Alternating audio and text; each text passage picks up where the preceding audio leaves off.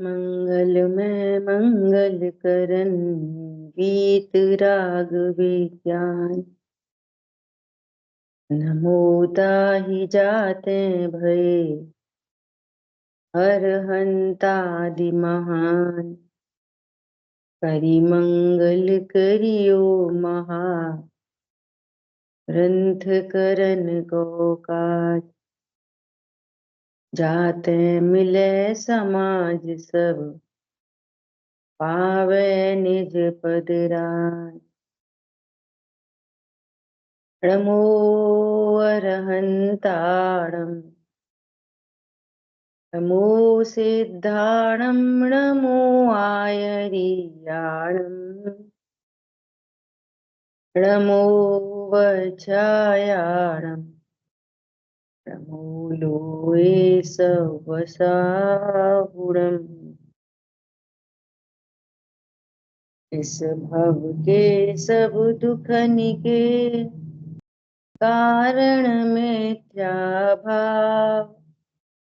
तिनकी सत्ता नाश करी प्रगटे मोक्ष उपाय। मोक्ष मार्ग प्रकाशक जी ग्रंथ चौथे अधिकार पर हम लोग स्वाध्याय कर रहे हैं।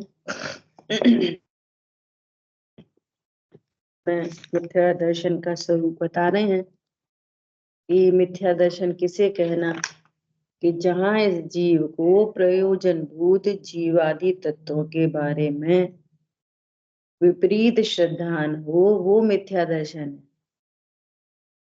ये बहुत खाते, बहुत पीते, बहुत लड़ते, बहुत झगड़ते, ये मिथ्या दर्शन नहीं। मिथ्या दर्शन क्या है? प्रयोजन भूत सात तत्वों का अयथार्थ श्रद्धान, विपरीत श्रद्धान। मैं जीव हूं तो अपने को जीव न जानकर पर्याय रूप जानना, असमान जाति द्रव्य पर्याय में अहम बुद्धि रखना, ये मिथ्या दर्शन और इसका अनंत पाप है। क्यों अनंत पाप है? इसी के चलते अनंत दुख होता है। शरीर के कारण नहीं, शरीर में हूं ऐसा। फिर बात आ रही आश्रम, तो कह रहे हैं आश्रमों को पहचानता नहीं। ये आश्रय भाव जीव की परिणति में ही होते हैं, परंतु जीव का त्रैकालिक स्वभाव नहीं है। ये विकारी भाव है। तो जो परिणति में दुख है वो इन्हीं का है। परिणति में जो दुख है वो इसी का ही है। शरीर में रोग आदि से दुख नहीं होता।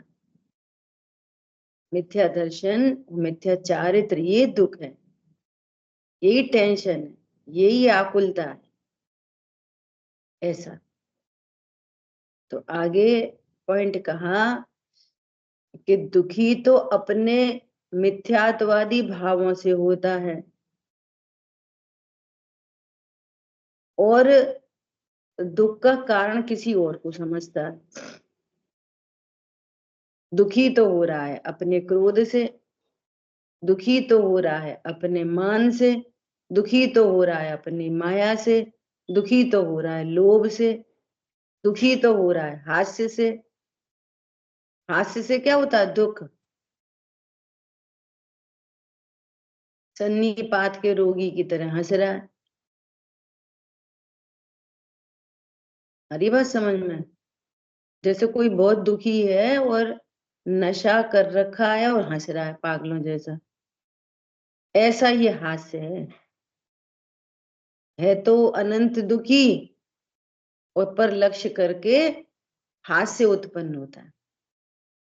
तो यहाँ पर कह रहे हैं ये इसके दुख का कारण, इस भव के सब दुखन के कारण मिथ्या भाव। तिनकी सत्ता नाश करी, इनकी सत्ता के नाश होने पर मोक्ष उपाय मतलब सुख का उपाय होता है। एक मिनट होल्ड करना है।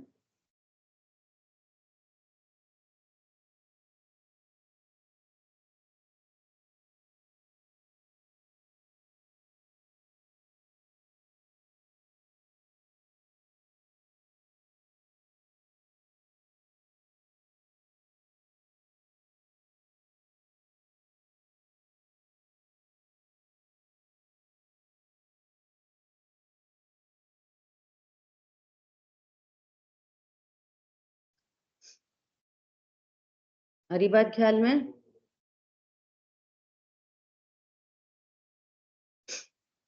दुख किससे होता है? अपने मिथ्यात्व और कषाय से दुखी हो रहा है, मिथ्यात्व से। तो करेक्शन कहाँ पे करना है? मिथ्यात्व में, कि वो सम्यक तो हो। बाहर में कोई उपाय करना ही नहीं है, बाहर में कोई उपाय करना नहीं है, और बाहर में किए से उपाय होते भी नहीं है, और जो होते हुए दिख रहे हैं वो कोइंसिडेंस है। क्या बोला?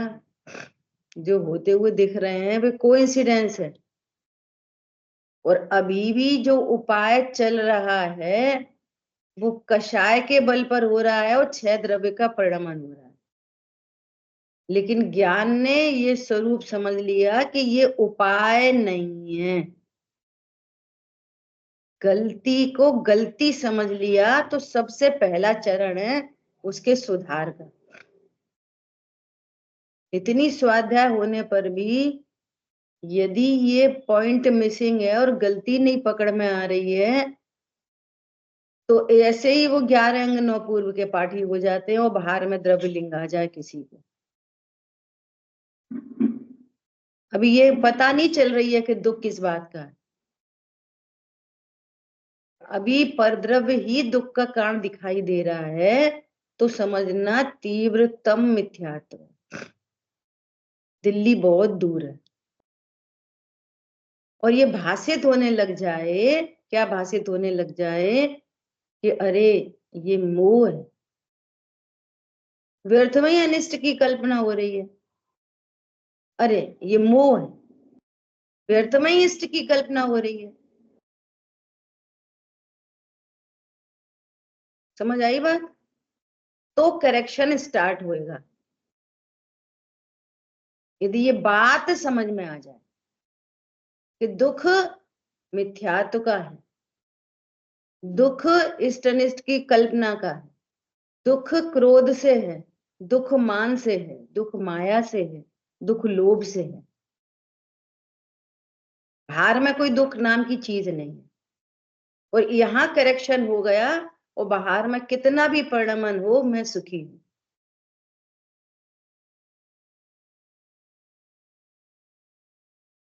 आई बात ख्याल में? यही समाधि का आधार है, यही निश्चिंता का आधार है। ये समझना, जैसे शरीर में रोग आदि हो जाए, है ना, शरीर में रोग होगा, तो अब राग वश ये चलेगा कि इलाज कराना, इलाज कराना, दवाई भी चलेगी, वो भी चलेगी, ये भी चलेगी। तो ये दवाई ववाई डॉक्टर सब है ना, ये सब 6 द्रव्य का परिणमन है, इसमें मेरा कुछ नहीं है। लेकिन मैं दवाई मैं बीमार हूं, ये समस्या। क्या बोला? कौन बीमार है? मैं ही बीमार हूं, यहां से समस्या। और मैं बीमार नहीं हूं, मैं तो ज्ञान स्वरूप हूं। शरीर में परिणमन हुआ है, स्वीकार है, एक क्षेत्राव का संबंध है, तो दुख भी उत्पन्न हो रहा है, परंतु ये दुख एकत्व बुद्धि का है, शरीर के परिणमन का नहीं। क्या बोला? शरीर का जो परिणमन हुआ है ना, उसका दुख नहीं है। दुख किसका है? मैं शरीर हूं। नहीं, हम तो अपने को ज्ञाता ही जानते। अब जो दुख है वो अस्थिरता का है, कषाय का है। तो वो उपाय किसका बनाता है? उपाय कषाय को दूर करने का उपाय उसका अंतरंग में चलता है, और बाहर में जो कुछ होना जाना है वो सेकेंडरी है, वो हमारे हाथ की बात नहीं, वो हमारे बस की बात नहीं। और उसमें भी फिर सुधार पड़ता है, उसमें भी कि जो भी संयोग बने दवाई आदि में, तो वो कम से कम हिंसा हो, कम से कम हिंसक प्रोडक्ट हो। ये सावधानी चलती है चरणान योग से। उसे केमिस्ट्री पूरी पता चल गई, उसी कंडीशन में निर्भर होता है। इस निर्भरता का नाम समाधि है। दुखी किससे हो रहा है? कषाय भाव से। जब जब दुख लगे तो विचार करना कि ये कषाय से दुख है, मिथ्यात्व से दुख है, परद्रव्यों ने जो विपरीत परिणमन किया है, ये दुख का कारण नहीं, ये उसका भिन्न परिणमन है। यही बात ख्याल में ऐसा। अब ये काम कौन करेगा? कौन करेगा ना? हम तो स्वाध्याय सुन लेते, तो कोई एहसान कर रहे क्या किसी के ऊपर? ये भेद विज्ञान की धारा हमको ही चलानी है। अब हम मतलब ज्ञान। कभी हम मत, जब प्रोसेस की बात, पाप छोड़ो, पुण्य करो, धर्म करो, ये सब बात जो उपदेश चलेंगे वो सब ज्ञान के लिए। तो कभी आप मतलब ज्ञान और कभी आप मतलब ध्रुव। मैं पने की बात आएगी, मैं कहाँ पे करना, तो मैं ध्रुव। ये मैं ध्रुव भी ज्ञान ही बोलेगा, ध्रुव नहीं बोलेगा। इतनी संभाल रखनी है, ठीक है। एक लास्ट में बहुत अच्छी बात आई थी कि वे अपने किए भाषित होते हैं, इसलिए उनको बुरा कैसे माने।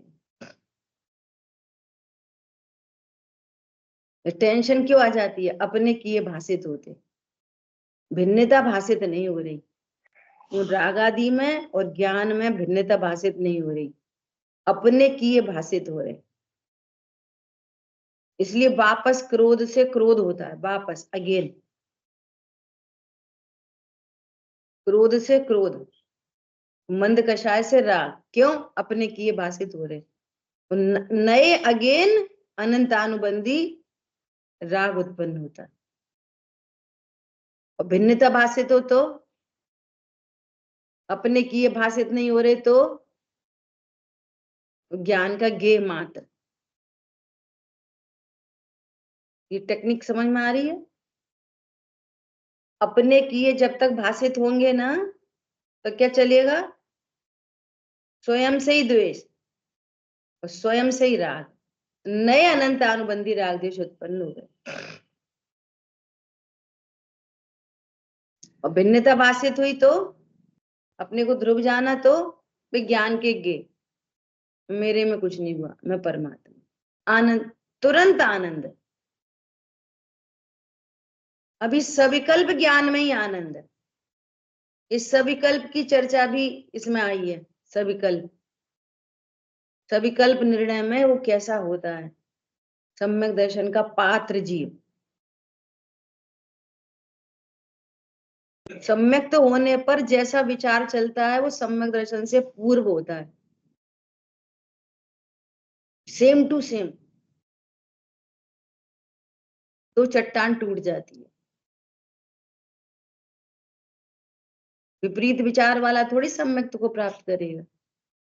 नहीं, सम्यक दर्शन के बाद सुखी होंगे, नहीं, पहले सुखी होंगे तब सम्यक दर्शन होगा, ठीक है। ऐसा,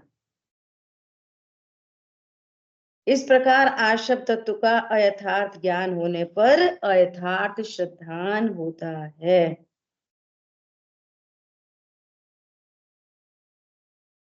वहां ये चर्चा चैतन्य की में एक दृष्टांत भी आया। हाँ बोलिए।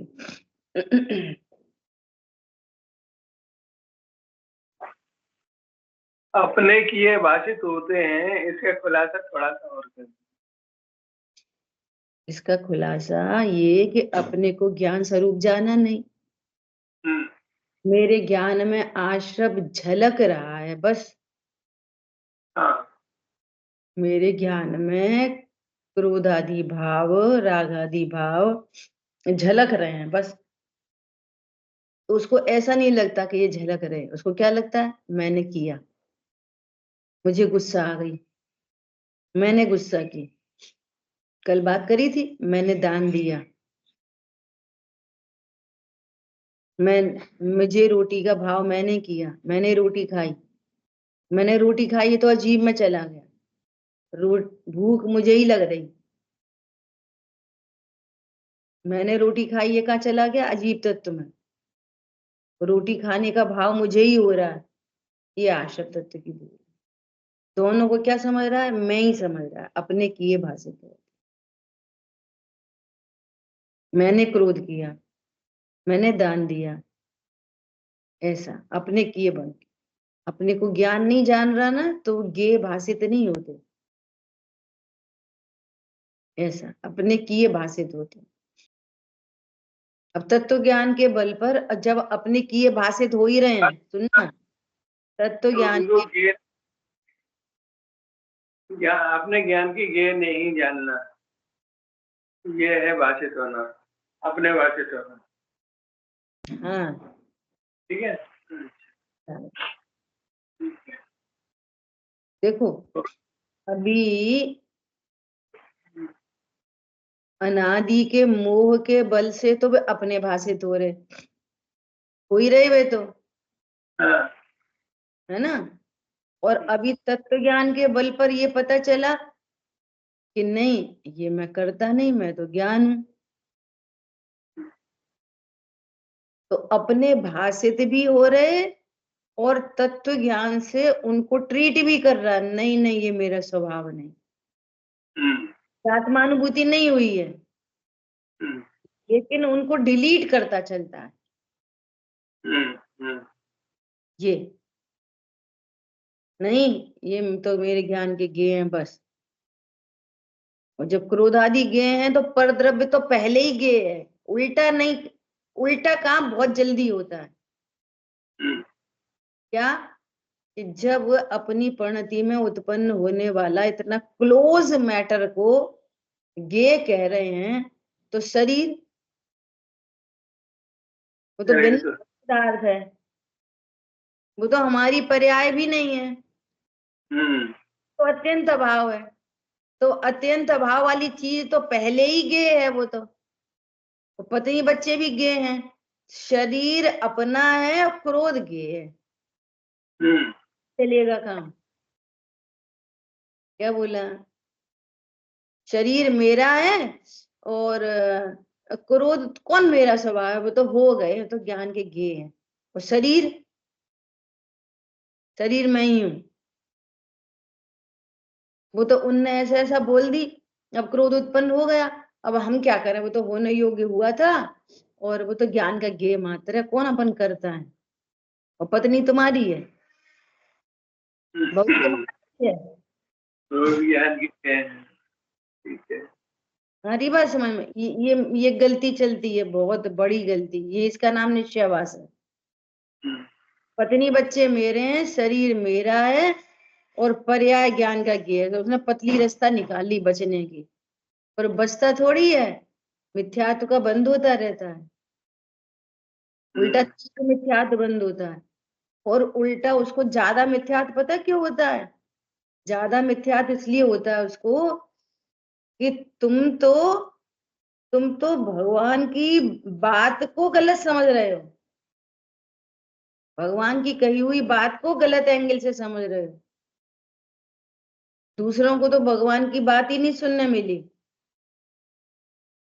भगवान की बात कोई कई अवर्णवाद हो गया तुम्हारी परिणति में, जो दवाई थी ना, दवाई इतने सुपीरियर मोस्ट डॉक्टर की दवाई थी, वो ही तुमको अजीर्ण हो गई, अब कैसे ठीक होंगे, समझ आई बात, ये गलती है, ऐसा, इसलिए सातवें अधिकार में आएगी पूरी बात है, ठीक है, यहां तक अपनी बात हुई। तो मैं क्या बोल रही थी, ये चर्चा चैतन्य की जो है, इसमें एक दृष्टांत दिया उन्होंने कि जैसे कोई कुत्ता कांच के मंदिर में जाए, अब चारों तरफ कांच कांच कांच कांच चारों तरफ लगे, और वो वहां पहुंचा, तो उसको क्या दिखा, इतने सारे कुत्ते, अब वो भौंक भौंक के पागल हो गया, इधर देखे तो वो भौंक रहा, खुद भौंक भौंक तो रहा है खुद, और दिख रहा वो मेरे ऊपर भौंक रहा, वो कर रहा, वो कर रहा, वो ऐसी गलती क्यों हो रही है? क्यों भौंक रहा है? अब सुनना, उसी कांच के मंदिर में अपन गए, उसी कांच के मंदिर में अपन गए तो अपन के भी ऐसा सब दिखाई दे रहा सब, तो अपन क्यों नहीं डर रहे, अपन क्यों नहीं चिल्ला रहे? समझ में आ रही बात? क्यों हम स्वरूप समझते हैं, स्वरूप समझने पर यहाँ कांच में कोई नहीं है, झलकन मात्र है। कांच में इतनी सारी स्त्री नहीं है, सिर्फ झलक रही, वहां कुछ भी नहीं है। तो इतनी सारी अपनी शकल देखते हुए भी मैं कितनी हो गई अर्चना? एक भी नहीं। मैं तो इधर हूं बस, वो झलकन मात्र है। तो हमको नहीं होता कुछ टेंशन, आकुलता, दुख, भयभीत, डर गए, ये क्या हो गया, क्यों क्यों नहीं हो रहा? तो रुक जानते हैं दर्पण का, वो कुत्ता क्यों भौंक रहा, पागल क्यों हो रहा वो, तो रुक नहीं जानते। इतनी सी बात है। देखो, कुत्ता खड़ा है तो भी कुछ नहीं हो रहा, वस्तु स्वरूप में कुछ नहीं हो रहा। मनुष्य खड़ा है, वस्तु स्वरूप में कुछ नहीं हो रहा। अब ये दुख सिर्फ स्वरूप नहीं जानने का, न दर्पण में कुछ हो रहा है, न कुत्ते में कुछ हो रहा है, दोनों में ही कुछ नहीं हो रहा, दोनों में कुछ नहीं हो रहा। न परद्रव्य में कुछ हो रहा है, न मेरे में कुछ हो रहा है। दर्पण में दर्पण का परिणाम है, कुत्ते में कुत्ते का परिणाम है, कोई फर्क नहीं पड़ रहा। दर्पण में झलक रहा, झलकने दो, मैं ही हूं। ये पता नहीं है तो देखो कितना कष्ट है, कितना कष्ट है बता। भावासन हो रहा है कष्ट का, कितनी हैरानी हो रही है, कितनी परेशानी हो रही है, कैसे बंद हो रहे हैं, कैसा दुख हो रहा है। फालतू गई, वस्तु स्वरूप जान लिया ज्ञानी धर्मात्माओं ने, सम्यक ज्ञानियों ने, कुछ नहीं, मैं हूं ज्ञान स्वरूपी परमात्मा, परद्रव्य परद्रव्य, न वो मुझ में आता न मैं उसमें जाता। अनादि अनंत एक रूप, अनादि अनंत एक रूप, अनादि अनंत एक। जीव कभी भी बदल के दूसरा द्रव्य नहीं होगा, जीव बदल जाए और दूसरा द्रव्य बन जाए, उद्गल धर्म धर्म आकाश काल, ऐसा कभी नहीं होगा। जीव कभी मरेगा नहीं, और जीव तीन लोक के बाहर कभी जाएगा नहीं। सब इधर ही, यहाँ से वहां, वहां से वहां, यहाँ से वहां, यहाँ से यहाँ, ये सब चल रहा है, ध्रुव ध्रुव ही बना हुआ है।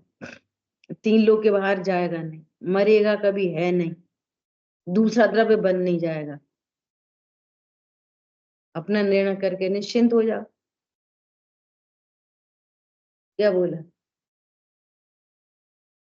झलकती रहेंगी चीजें, झलकने दो। वो मेरे में अब ये यहीं पे अंदर ही भौंकता रहता है, बाहर वालों से लड़ाई नहीं होती है कभी भी। लड़ाई कहाँ होती है? भीतर भीतर।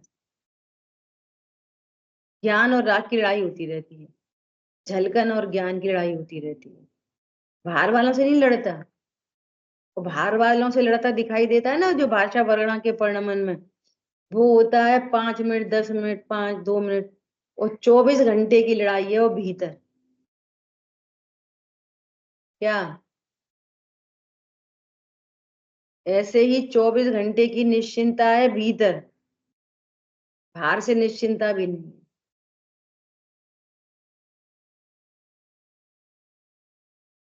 आई बात ख्याल में?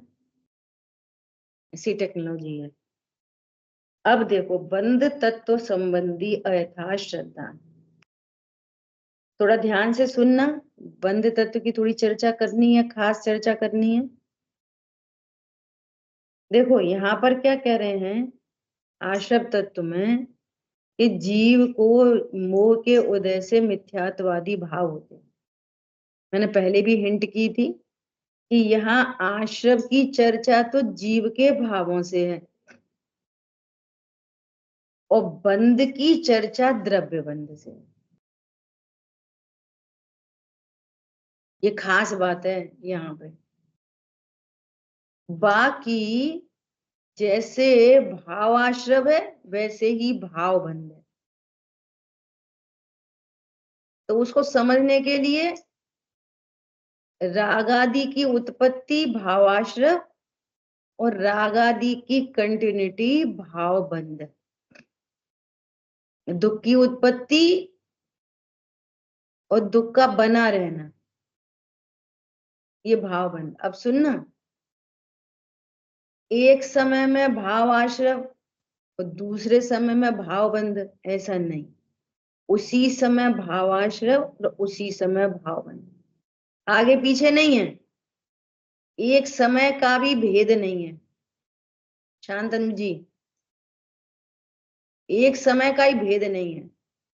और अगर एक समय का भेद मान लेंगे ना, पहली पर्याय में आश्रय दूसरी पर्याय में बंध, तो फिर पहली पर्याय में आश्रय भी हुआ, बंध नहीं होएगा। आई बात ख्याल में? तो ऐसी बात नहीं बनेगी। उसी पर्याय में आश्रय है और उसी पर्याय में बंध है, दो अलग अलग पर्याय नहीं है और दो अलग अलग भी हैं, तभी तो दो नाम है, लेकिन उनमें काल भेद नहीं है। देखो, द्रव्य संग्रह जी ग्रंथ में भावाश्रय, भावबंध, भाव संवर, भाव निर्जरा, सबकी परिभाषा पता कैसे दी है? जीव के जिन भावों से कर्म आते हैं उसको भाव आश्रव कहते हैं, ऐसे परिभाषा दी। जीव के जिन भावों से कर्म रुकते हैं उनको भावबंध कहते हैं, ऐसा। तो वे कौन से भाव हैं? तो कहा है आत्मा से विलक्षण, भिन्न लक्षण वाले, आत्मा से भिन्न लक्षण वाले, विरुद्ध लक्षण वाले भाव। क्यों? आत्मा का लक्षण क्या है? जानना, देखना। और आश्रव का लक्षण क्या है? दुख। आत्मा का लक्षण है सुख स्वरूप, आश्रव का लक्षण है दुख स्वरूप। आत्मा में है ज्ञान और आश्रव बंध में ज्ञान नहीं, ऐसी परिभाषा दी है। समझदार जी में भी ऐसे ही कहा है। आश्रव क्या है? दुख रूप, बंध के कारण, अनित्य, अध्रुव, ऐसे शब्द दिए। अब इसके ओपोजिट में कैसा हूं? नित्य, ध्रुव, सुख का कारण, बंध का कारण नहीं, निर्बंधता का कारण। समझ आ रही है बात? ऐसा भाव बंध, भाव आश्रय। और सुनो, जो कर्म आते हैं ना उनका भी कार्यक्रम ऐसा है। ऐसा नहीं है एक समय में आएंगे दूसरे समय बंद होंगे, काल भेद नहीं है। अब बताने में तो काल भेद पड़ता है, तो उसमें दो पर्याय का गैप नहीं डालो, दो समय का गैप नहीं। आने को आश्रव और बंधने को बंध, लेकिन इनमें काल भेद नहीं है। ठीक है? नहीं तो गुणस्थान परिपाटी में गड़बड़ हो जाएगी। जिस समय बंद हो रहा है उस समय आश्रव नहीं है, गुणस्थान ऊपर चढ़ रहा है, तो एक समय में कोई होएगा। अब एक समय का ही भेद पड़ रहा है, एक समय पहले चौथा और एक समय बाद ही पांचवा, तो कैसे उसमें कैसे काम बनेगा? ऐसा विचार करना। देखो अभी यहाँ पर क्या कह रहे हैं, अब यहाँ पे और बहुत समझने की चर्चा आई है बंध तत्व में। देखो क्या कह रहे हैं, तथा इन आश्रय भावों से ज्ञान वर्णादि कर्मों का बंध होता है। इन आश्रय भावों से क्या होता है? ज्ञान वर्णादि कर्मों का बंध होता है। तो इसको कह रहे हैं बंध तत्व। ये बात कर दी उन्होंने द्रव्य बंध की, ठीक है। और उनका उदय होने पर, अभी जीव तो अनादि से अपने स्वरूप को नहीं जाना, तो अनादि से आश्रव है और अनादि से कर्मों का बंध हो रखा है। तो पहले बात हो गई, अनादि से राग आदि है और अनादि से बंध है। तो उस कर्म का उदय चलता ही रहता है। तो उन कर्मों का उदय दो प्रकार से आता है, घाती और अघाती, है ना। तो कहां पर उदय आता है उनका, घाती अघाती का? कि अघाती का उदय आता है संयोगों में, घाती का उदय आता है परिणामों में। तो वही बात कह रहे हैं। क्या बात कह रहे हैं? उनका उदय होने पर, ज्ञानावर्णी कर्म का उदय होने पर, दर्शनावर्णी कर्म का उदय होने पर ज्ञान दर्शन की हीनता होना। पढ़ चुके अपन ये सब। और मोहिनी का उदय होने पर मिथ्यात्व और कषाय रूपण मन होना। अंतरा कर्म के उदय होने पर चाहा हुआ न होना। साता वेदनी के उदय होने पर सुख दुख का कारण मिलना। आयु कर्म का उदय होने पर शरीर का संयोग रहना। नाम कर्म का उदय होने पर गति जाति शरीर आदि का उत्पन्न होना। गोत्र कर्म का उदय होने पर उच्च नीच कुल का पाना होता है। ये आठों कर्मों की बात कह दी, ठीक है। अब सुनो, इनके होने में मूल कारण कर्म है। इनके होने में मूल कारण क्या है? कर्म है। उसे तो यह पहचानता नहीं, क्योंकि वह सूक्ष्म है, इसे दिखाई देता नहीं, इसे दिखाई नहीं देता, तथा वह इसको इन कार्यों का कर्ता दिखाई नहीं देता। वह सूक्ष्म है, इसे दिखाई नहीं देता, तथा वह इसको इन कार्यों का कर्ता दिखाई नहीं देता। इसलिए इनके होने में या तो अपने को कर्ता मानता है या किसी और को कर्ता मानता है।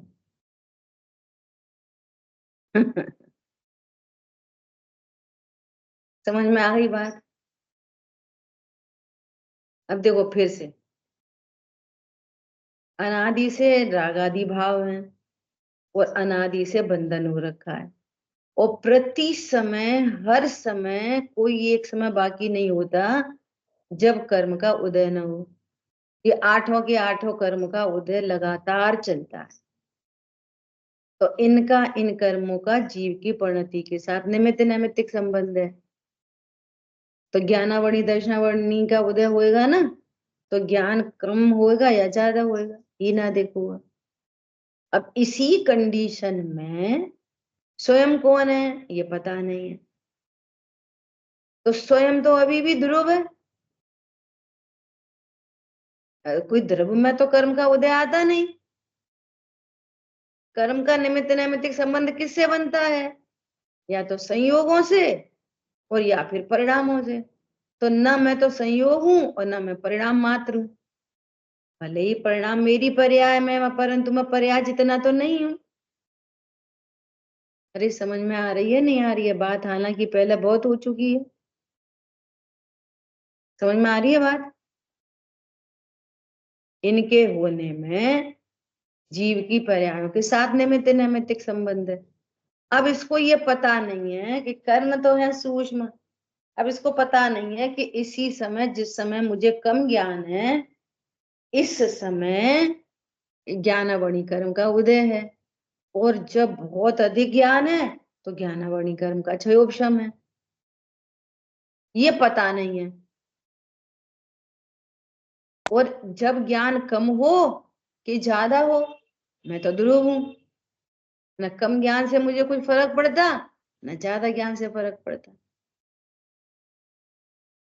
ये भेद विज्ञान है, ये टेक्नोलॉजी है, ये उसको पता नहीं है। तो कम ज्ञान होने पर हमें तो कुछ याद ही नहीं रहता, हमें तो कोई याद ही नहीं रहता, हम तो भूल जाते। इसको कितना याद आता, इसको कितना आता है। तो अपने से वापस द्वेष और अन्य से राग, अनंत अनुबंधी राग द्वेष उत्पन्न हो जाते, और फिर कर्म बंध जाते। ज्यादा ज्ञान हो तो ये मुझे जितना आता किसी को नहीं आता, तो अहंकार उत्पन्न हुआ, ऐसे दीनता उत्पन्न हो रही है, फिर अहंकार उत्पन्न हो रहा है, अनंत अनुबंधी राग द्वेष उत्पन्न हो रहा है। तो इनका कारण कर्म है, ये उसको पता नहीं है, और ऐसा होने पर भी मैं ध्रुव हूं ये पता नहीं है। हरी बात समझ में? देखो अपने सामने कोई ऐसा व्यक्ति आए, वो धड़ाधड़ प्राकृत की गाथा सुनाए, धड़ाधड़ एकदम संस्कृत का सुनाए, तो अब कैसा लगता है? इनको कितना आता है, अपन भी कुछ गाथा याद करेंगे। तो उससे क्या हो जाता है? राग, और अपने आप से क्या चलता रहता है? द्वेष। इसी समय वो कौन है, तुम कौन हो? जीव का कर्तापना देखते हैं, इनको इनको बहुत आता है। तो कह रहे हैं भैया उसमें कर्म का क्षयोक्षम निमित्त है, इनको कुछ नहीं आता है, उसमें कर्म का उदय निमित्त है। इसी कंडीशन में दोनों भगवान हैं। ये है आर्ट ऑफ लिविंग। घर में देख लो, घर में बच्चा पढ़ता है, भाई बच्चे बहुत होशियार हैं, हमने पढ़ाया है। किसने पढ़ाया? हमारा तो सबसे, हमारे ग्वालियर के सबसे अच्छे स्कूल में हमने भर्ती करा है। प्रिंसिपल बोलती है अरे क्या तुम्हारा बच्चा है, वही दर्पण में कुत्ता भौंक रहा फालतू में। न तेरा कोई बच्चा है, न तूने कोई पढ़ाया है, उसकी ज्ञान की योग्यता है, उसका स्वरूप है। समझ में आ रही है बात? और उसको नहीं आता हो तो पीट पीट के पढ़ता नहीं, पढ़ता नहीं, पढ़ता नहीं, पढ़ता नहीं। फिर लोग उपदेश देंगे, इसको मान लगा दो कोचिंग में, इसको वो खिलाया करो बादाम, इसको वो। बादाम खाने से क्या ना बड़ी कर्म बदलता है, कोचिंग में जाने से क्या ना बड़ी कर्म बदलता है। समझ में आ रही है बात कुछ? मोबाइल नहीं मिले तो देव शाह गुरु के चरणों में जाए तो सुखी हो सकता कि नहीं? अब यही लगाओ कि वो ज्ञानावरणी कर्म का जो उदय तीव्र है, तो इसकी मंदता कहाँ होगी? कि देव शाह गुरु के पास जाए, छह द्रव्य सात तत्व का स्वरूप समझे, अपने स्वरूप को समझे, ऐसे ज्ञानावरणी कर्म साइड होएगा। समझ में आ रही है बात? ऐसा तो माँ तो भेजेंगे नहीं, अरे आपको पता नहीं है, वही कोचिंग का टाइम है, वही पाठशाला का टाइम है, और वैसे इसके नंबर नहीं आते। नहीं भैया, हम पाठशाला नहीं भेज सकते। पेपर चलने में पाठशाला भेज सकते? ये पता ही नहीं है ज्ञान से ज्ञान होता है, ये पता ही नहीं है कि पढ़ने से ज्ञान नहीं होता। केमिस्ट्री का ज्ञान केमिस्ट्री के टीचर से होएगा कि फिजिक्स के टीचर से होएगा? अब तो इन बातों पर बात ये है, इन बातों पर आपको श्रद्धान बन रहा है कि नहीं बन रहा? बात ये है, तो मोह गलेगा। क्या कहा? बोले शरीर में रोग हुआ, एक बार ट्राई करके देख लो, एक बार शरीर में रोग हुआ, और जब तक असाता का उदय है, तब तक कितनी दवाई खाना, कुछ नहीं होता। श्रद्धान है कि नहीं? और एक बार करके देख लो, साता के उदय का इंतजार करके देख लो, और आयु कर्म शेष है और साता आनी है, तो बिना कुछ किए सही होना है, बिना ही कुछ किए। और जो अभी कंडीशन बनी है ना, वो दवाई खाने से नहीं बनी है, वो तो दवाई खा रहे हैं इसलिए इतने चल रहे हैं, नहीं, आयु कर्म से चल रहे हो, और जितना तुम्हें सही लग रहा है वो साता के उदय में है।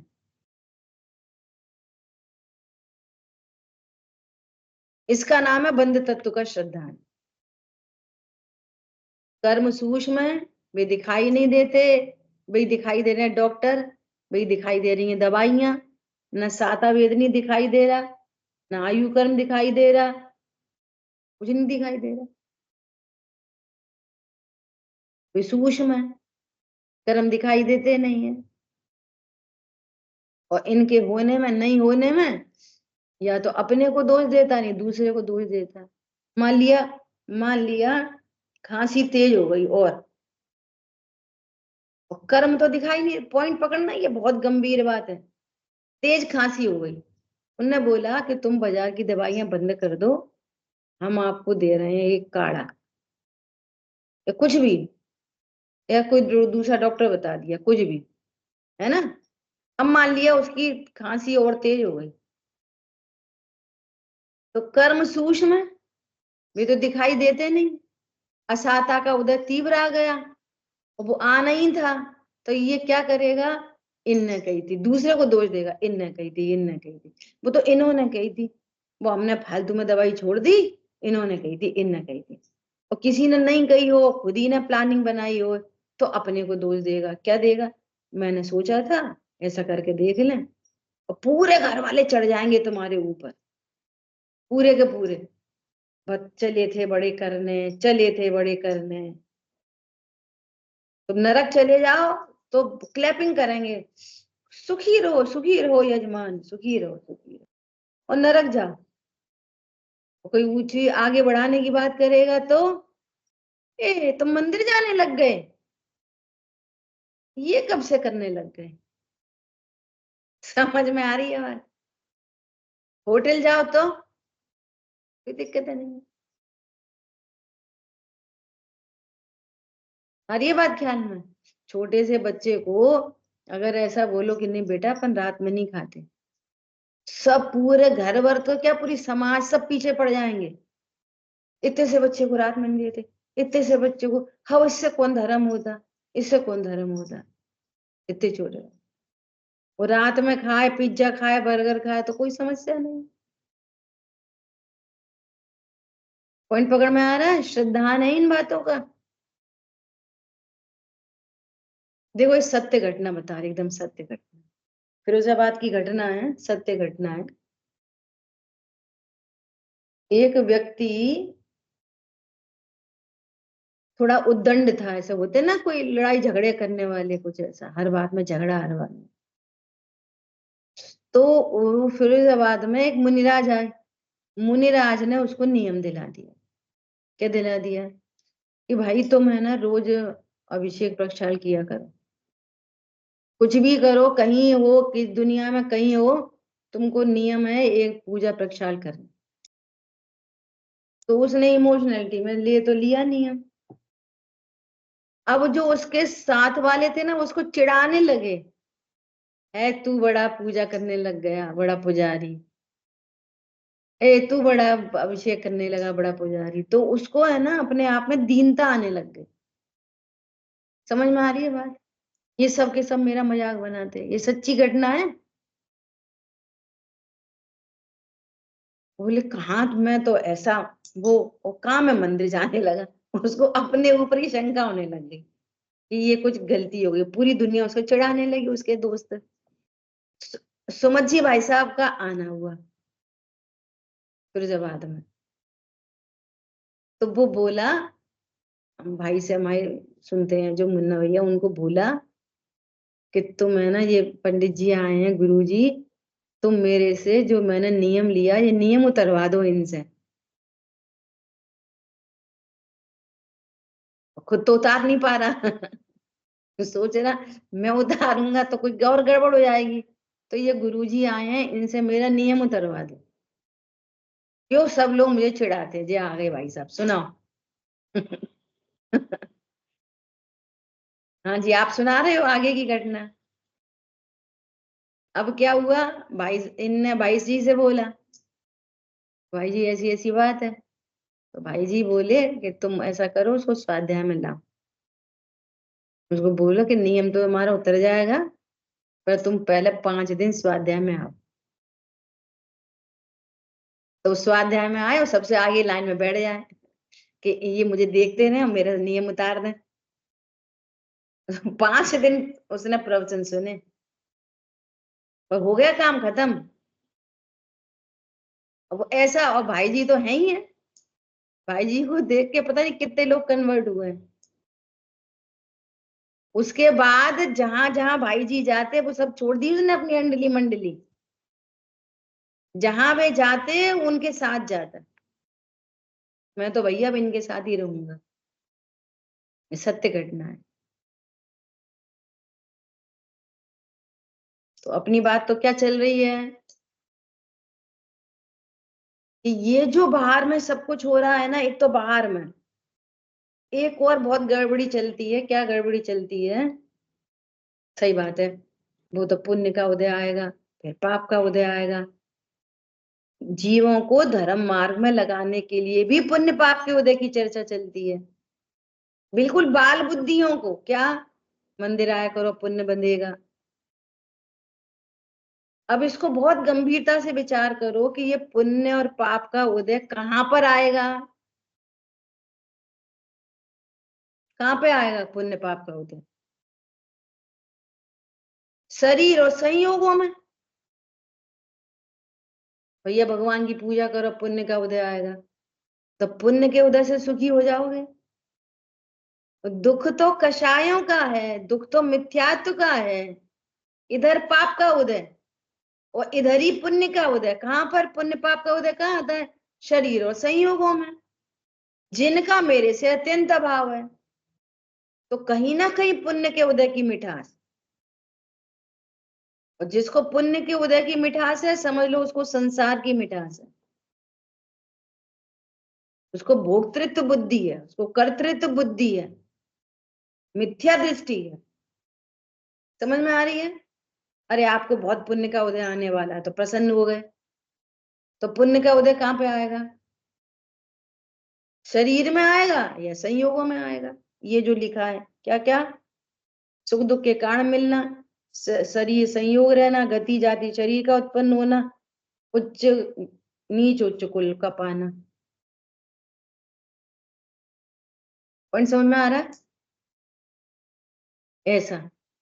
और जो ज्ञानावरणादि घाती कर्म बनेंगे उनका क्या होएगा? उसके साथ में उस पुण्य बंध के और पुण्य उदय कई काल में जो ज्ञानावरणादि बंध रहे हैं, दुख तो इनसे है, मोहिनी से। ज्ञानावरणी पे भी निमित्त पड़ता है, लेकिन मूल में दुख किसका है? मोहिनी का।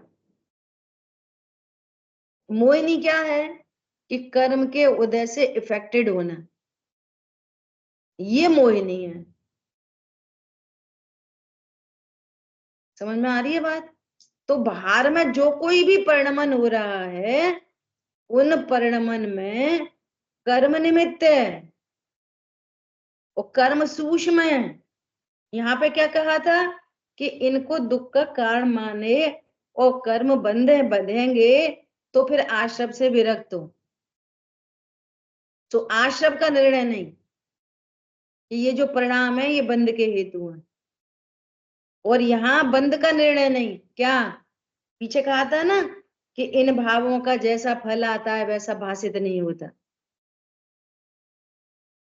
और जो बंध है इनके उदय आएंगे वापस, वो इससे भाषित नहीं होता। और बाहर में जो भी कार्यक्रम बन रहा है, बाहर बाहर मेरे से अत्यंत भिन्न बाहर, वो पूरा आघाती कर्म का कार्य है। तो ये क्या करेगा? आघाती कर्म के कार्य में दूसरों को दोष देगा, नहीं तो अपने को दोष देगा। जैसे हमारा मन था कि हम बड़ी गाड़ी खरीद लें। तो किसी ने समझा दिया, अरे नहीं नहीं वो क्या, उससे क्या फायदा, ये वाली ले लो। तो ये होना तो था कर्म के उदय में, ये कार्य बड़ी मिलेगी, छोटी मिलेगी, साइकिल मिलेगी, स्कूटर मिलेगी, पर या तो अपने को दोष देगा या दूसरे को दोष देगा। क्यों? कर्म का उदय तो दिखता नहीं। वो तो उनने कही थी शुभ वाली गाड़ी ले ली, इन्होंने मना कर दी, उनने लाने नहीं दी, हम तो कुछ खरीदने जाएं, हमारे पति तो मना ही करते रहते। तेरा उदय नहीं है मूल में। क्या कहा?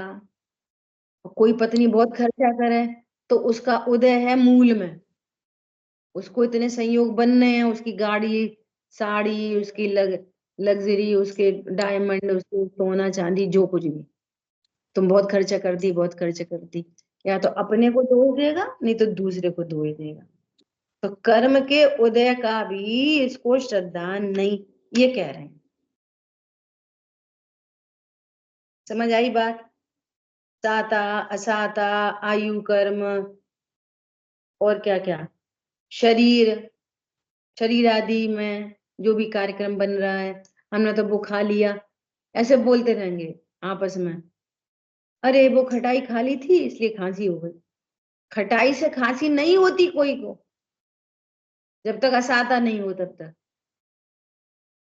क्या? मूल निमित्त अंतरंग है, ये बहिरंग निमित्त है। कभी खटाई भी खाई हो, कभी असाता का उदय भी हो, तो खांसी हो जाएगी। अब मूल बात ये है कि खांसी किसको होती है? What do you mean by खांसी? किसको होती है? मैं कौन हूं? मैं कौन हूं? मेरा क्या कार्य है? बोलो। कल बात आई थी शाम को, क्या? जहां मुक्तिपुरी है मेरा धाम, मिलता जहां पूर्ण विश्राम, जहां भूख का नाम नहीं है, खांसी और जुकाम नहीं है। कहां पर? सिद्धों को। और यहाँ पर, यहाँ पे तो खांसी जुकाम है ना, भूख प्यास का काम यहाँ तो है ना अभी। समझ में आ रही है बात? अभी खांसी जुकाम का काम इधर है कि नहीं मेरे में? अरे यही नहीं है खांसी जुकाम, इसलिए वहां पूर्णता प्रकट होती है। ऐसा। लास्ट में बहुत सुंदर लाइन लिखी है, क्या लिखी है लाइन? तथा अपना या अन्य का कर्ता अपना भाषित न हो, या तो अपने को दोष दे या दूसरे को दोष दे। कोई से काम ऐसे होते हैं जिसमें किसी का दोष नहीं दिखाई दे रहा, तो मूढ़ होकर भवितव्य को मानता, समझ कर नहीं, तत्व ज्ञान करके नहीं, मूढ़ होकर। अब ठीक है भैया, ठीक होंगे तब हो जाएंगे। अरे कौन ठीक हो जाएगा? अब अपना योग्यता होगी तब हो जाएंगे, अपन उपाय तो पूरे कर ही रहे हैं वैसे तो। मूड होकर अब कुछ भाषित ही नहीं हो रहा।